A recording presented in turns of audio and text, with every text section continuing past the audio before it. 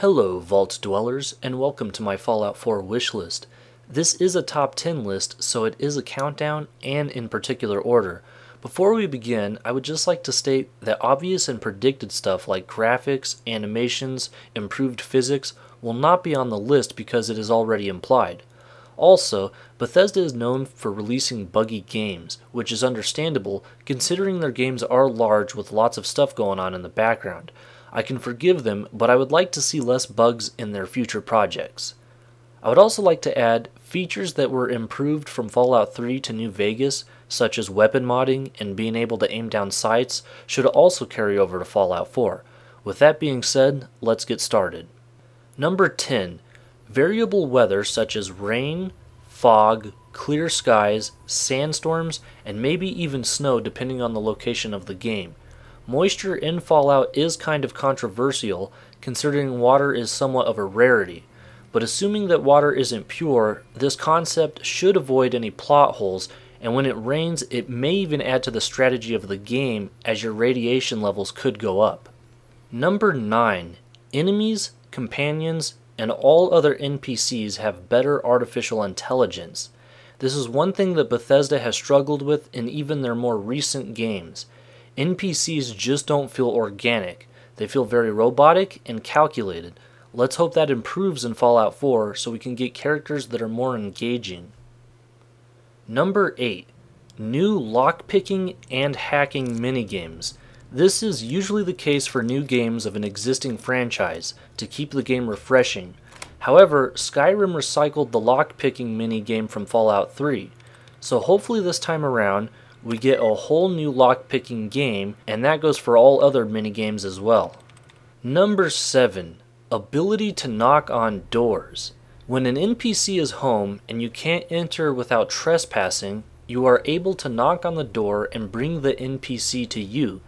This way you can finish quests and talk to people without waiting or trespassing, and it would also add to the immersion of the game. Number 6. Minimap. I feel that a minimap or radar in place of the usual compass feels appropriate for a Fallout game, especially a modern one. This would also help set the game apart from Bethesda's other popular franchise. Number 5. Easier to navigate Pip-Boy or whatever inventory system they implement. This also goes for computer terminals and any other menus found in the game. The Pip-Boy, although fitting, was a pain to navigate in both Fallout New Vegas and Fallout 3. Number 4. Similar to number 5 as they are both user interface related, dialogue shortcuts. For example, in previous Fallout games, interactions with NPCs feel like a maze. First you have to enter dialogue mode, then scroll through the options of stack dialogue just to find what do you have for sale, or can you cure my radiation. Imagine instead if you were to approach an NPC, an on-screen legend appears, you press a keystroke or a controller button to skip most forms of conversation. This would very much help with the pacing of the game. For example, pressing the A button on an Xbox controller would jump you right into the trade screen. Number 3. Can play as different races, such as a ghoul, droid or synthetic, super mutant, and obviously human.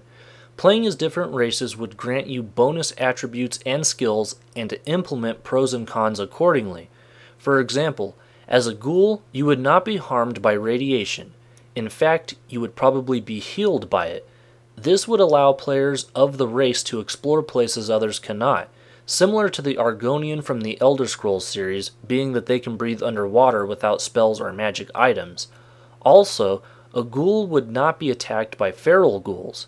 However, disposition from human establishments would be negative towards you as you would expect from Fallout lore. As an android, your base skills of science and energy weapons would receive bonuses. Now, the drawback to playing as an android would be lesser emotional connection to the world, which may leave your character feeling empty, but if you remember the replicated man quest from Fallout 3,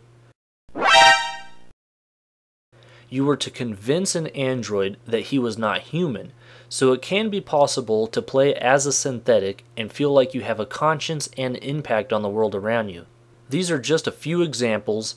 Adding races to Fallout could throw off the balance of the game, but if it were implemented with caution, I think it would make for an awesome experience. Number 2. Sprinting. When Fallout 3 was released, questions appeared on the internet forums constantly asking how to sprint. Where's the sprint button? Is it a perk in later stages of the game? When in reality it was never there. They could also add dirt bikes, the option to mount mutated horses with 6 legs and 2 heads, anything to speed up the free roam and on-foot transit, but most importantly, sprinting. And number 1, create multiple map markers and have the ability to label them. For example, open your map, create a marker, and leave a note like return at lockpick level 75 or repair level 20 required. And in theory, you can create as many of these as you want. Even if it were limited to 10, this would be better than nothing. This is also a good way to keep track of any good loot to come back to at a later time, or any points of interest that you don't want to forget about. Well, that concludes my Fallout 4 wishlist, but before I go, I would like to share an honorable mention and the runner-up for the number 10 spot on the list, Destructible Environments. Anyways, thanks for watching. Please comment and tell us your Fallout 4 wishlist, and if you like the video, please subscribe.